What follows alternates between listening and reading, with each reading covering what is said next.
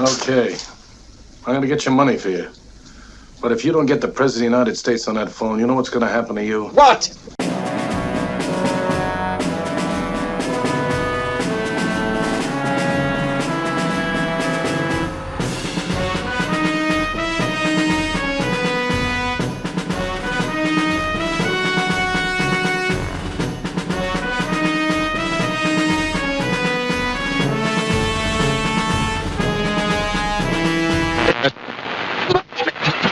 This is another Airsoft Mike production. Interesting. A warm welcome back to the channel, everybody. This is the Springfield M1 Carbine Real Wood CO2 Blowback. Real wood.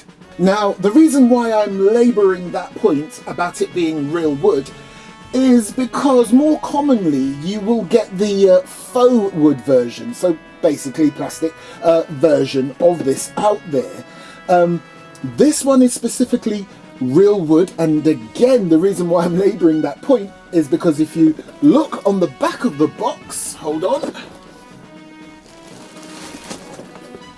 a bit of misleading text. It literally says made with a wood-like synthetic stock. Incorrect. And again, the reason why they've used this generic box is because this is way more common, the one that is not real wood, as in there were more of these produced. The wood version, not only does it look better, it actually mimics almost perfectly, oh look at that beauty, hang on, the weight of the real thing. So as you can see there, you get a Allen key or hex key, a mag, and the beauty itself, and what looks like, from what I can see, quite a decent looking instruction manual. It really is a decent one, full colour, nice glossy paper. Anyway, and I must say the protection, the packaging for this platform is next level. Very nice that they've got the bolt handle covered, and of course the majority of the front and the back suspended within the box. Now as you can see here, wow, I also sourced a real leather holster. I mean, have you ever seen a holster so big? I normally associate holsters with pistols, but look at this bad boy. And technically the word pistol has a lot to do with this M1 Carbine. You can view this as something between this, the model 1911, and I don't know if you can quite see it, just behind that scope. That's my M1 Garand. I also got myself a sling, or a strap if you like, which is very interesting because you actually need the oiler to install it. I also got a period correct military bag. Nice. Right, let's get the sling on. Funny enough, this, which is the oiler, is covered in oil. And as it is the real thing, look, you can literally open it, even though, look, covered in oil. Nice. I got it from one of those military supply stores, you know, where you can get reenactments and historical things. You would need this to install the sling. So the first thing you would do is get a bit of a slack going on there. And if this Airsoft beauty is anything near to scale, this real world oiler should pop in there. By the way, another telltale sign that it's real wood, look in there. But anyway, here's the oiler. Go on. Bob's your uncle. And then with the oiler being held in place with my finger, you then thread the sling through. Now this is a little fiddly, but still fairly simple. Then you want to bring the sling back through on the other side, so that the oiler is there, look. And then you can see why I put a bit of slack on there, because then you would have to push it through. Get a bit more, look at that back there. There we go. And then bring it back through the other loop. Again, a bit fiddly, but once it's done, it's done. And you know me, I don't give myself any favours wearing gloves, but look, there it is. Just pull it through. Nice. And Bob's your uncle. And then of course on your front swivel sling loop, you get the other end of this and go from underneath, and you can see what's going to happen there. Pull it through and clip it together. Nice. Wow, my channel is almost educational, no? No. Rude. Anyway, that's one way of putting that sling on. There are other ways that you may find easier, but I did it this way and it worked for me. Now I must say, this really does remind me of the M1 Garand or Garand or Grand or Garand or Garand or... Oh my goodness, someone help me out. The proper pronunciation. But it's important to note, it is not a smaller version of one. As you've already seen, you've got that slot there so you can put the oiler in, so you can put a sling on there or strap. At the very back, you've got a nice metal butt plate. And then you have this nice wooden stock. Cool, look at the grain on that. And then we get to the rear sight, which looks the business. Now where this one deviates from the original real version is that this one has a sight where you can adjust the windage, but you can't flip there so that you can change your sight picture or aperture. But yeah, the windage works nicely.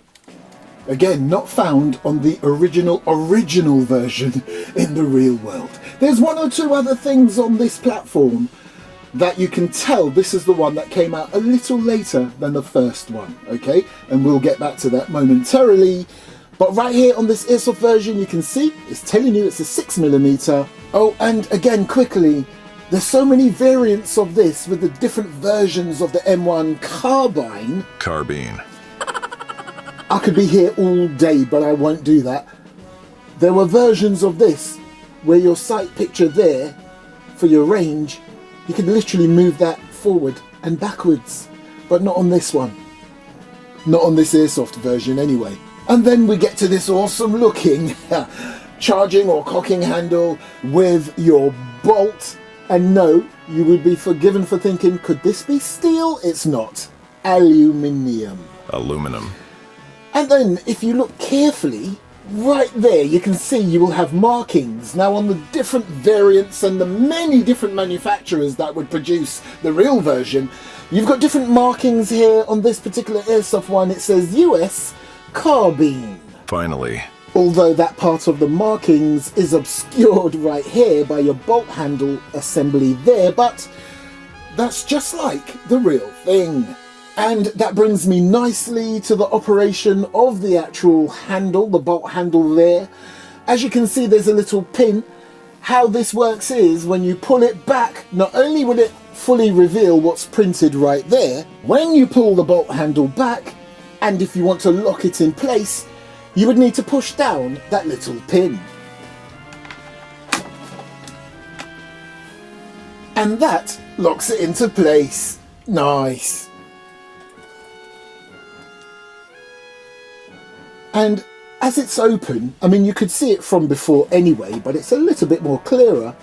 Look at all of that. It's literally telling you it's not a toy. Now, before I close the bolt, let me quickly show you where you would adjust your hop up. Literally just there.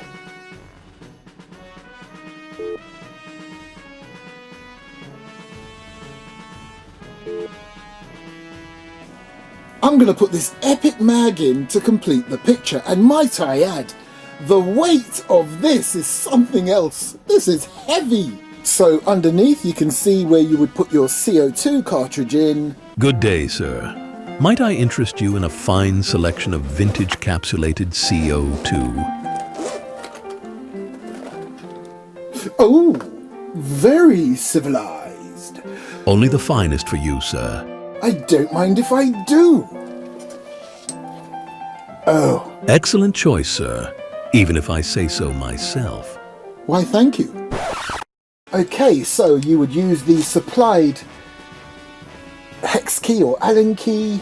You could also use a coin if you look there. And then you take this off, and down there you want to pop a couple of drops or so of oil. Of course, you can also use maintenance CO2, which has oil in there. Nice. And of course, that's where you put your BBs, but judging by the size of that, where the follower is, you're going to have to do it with a speed loader from the top, or use your fingers manually. Now it's funny that, because this manual literally refers to, yeah, the 4.5mm BB version, because you can see them being put in there, those little metal ones, and it's actually shown you that you can lock the follower back so you can put them in like that. They've literally given you room to do that there, and you can lock it in. Look, there's a better example. But as you can see, this Airsoft version doesn't give you that option. Look, see? So everything inside refers to that 4.5, you know, the little metal BB version thingy. Yeah, look, down there. They just stuck a sticker over it so that you know you're dealing with the Airsoft version, despite what's inside the manual. And even if you haven't got the correct adapter for your speed loader, because I'm always losing the end of these speed loaders, it's still quite easy to get your BBs in. And now that's locked into place securely, to release it, all you have to do is pull it back a bit and let it go. Nice! So there's your mag well, and while I'm here, there's your mag release, and you can see how that works. You've got two little slots there. That corresponds nicely, just like the real steel, with these two magazine catches right there.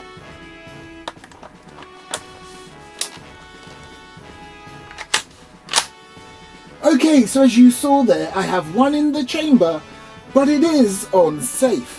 And you can find your safety lever just there behind your mag release. So right there, as I said, it's on safe. Flicking it forward, fire. And that's a nice, stiff, positive lever. I like that. It's not loose at all. And you hear a nice audible click. Let me just get that back on safe until I'm ready. So of course you've got your metal trigger guard and trigger. By the way, everything on this M1 carbine is either real wood or metal. Nice. And of course you've got your Springfield armory markings right there. And then right here where you see those holes, on the real version that would be for your rivets. On the very, very first original version of the real version, you would only have one set. But because this is a slightly later version, as in more recent than the first, there's two sets. And then here you've got this nice large sight groove. And then further down on this beautiful piece, you've got your spring and your band. And the good thing about this is steel. And then we get to one of those other changes that occurred after the original version came out. This one has your lug, and there's your non-adjustable front sight. And a nice little touch that I love about this Airsoft representation is that you do not see the inner barrel at the front, which is perfect, you know what I'm gonna say, for movie making. In fact, the inner barrel is so deep, look, it's nowhere to be seen. It's only when you properly look right down there, you can see the inner barrel. Nice. So we're on this side, not much more to see other than further markings not related to the real version but Airsoft, so made in Taiwan, serial number, and there's the other side of the rear sight. And of course that cool method of having a sling on this platform. Now of course it is a blowback action, so first thing I want to do is make sure it works. Just take it off safe. I'm just going to put a single one in there. Of course it's not full auto. Oh man!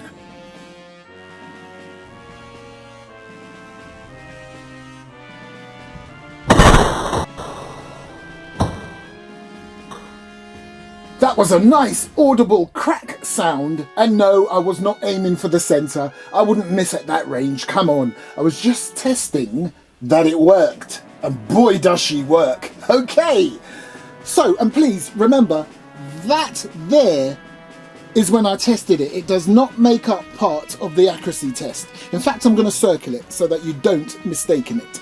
Right, here we go. What is the FPS saying? And I don't know if you noticed, I really do need to charge up this chrono, and I'll do that for the next video. But I'm just, you know, this only takes 15, so there's 14 left. I'm just going to do 4, okay? iPro on. Ho! Tasty!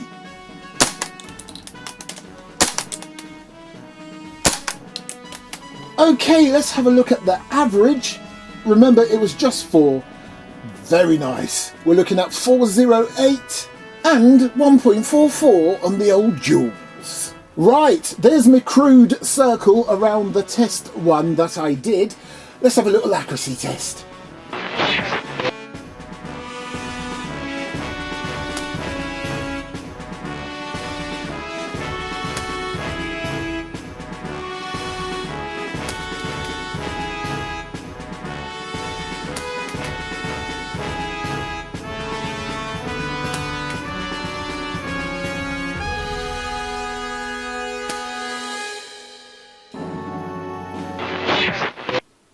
Oh my gosh!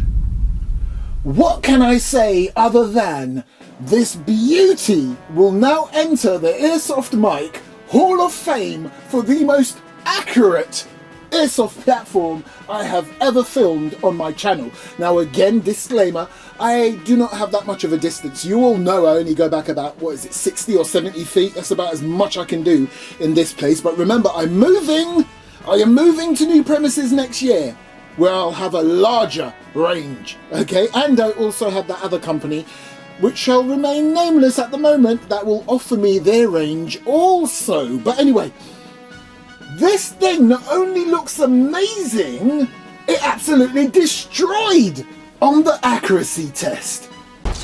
Perfect.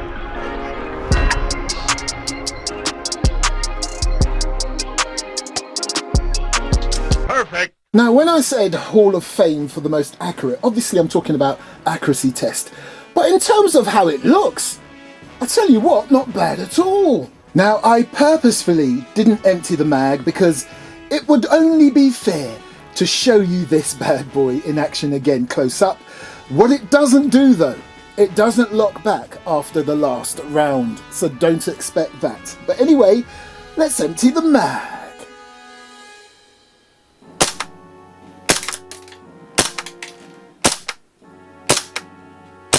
This bad boy is now empty, but as I just said, it will keep going because it doesn't lock back.